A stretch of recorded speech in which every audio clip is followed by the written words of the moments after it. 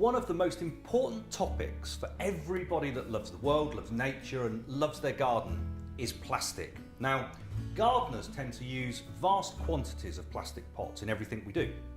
And of course, that inevitably is likely to produce waste, some of which may be recyclable, but some of which may not. Now, this new item I'm so excited to tell you about today is the Skelly Tray. It's designed for the professional market, but you can use this at home. And these particular black trays are amazing because they've got this skeletal form, hence the term Skelly Trays.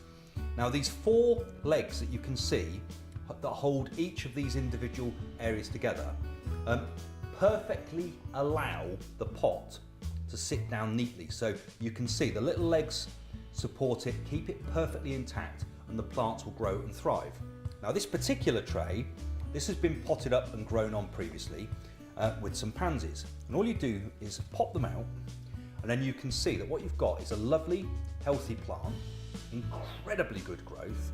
The roots are naturally air pruned because, of course, where the legs come down, all of the areas in between that are exposed to the air, so the roots will get pruned off naturally. So you end up with a dense, fibrous, healthy, beautiful plant.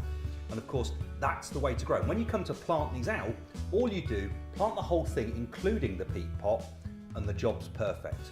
You can get these, again, you can refill your Skelly trays with the peat pots time and time again.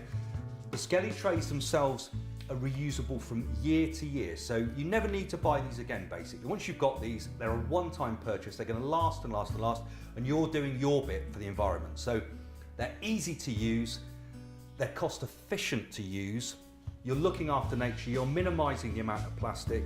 Best of all, your plants are going to love this particular growing system because it's so technically advanced compared to plastic pots.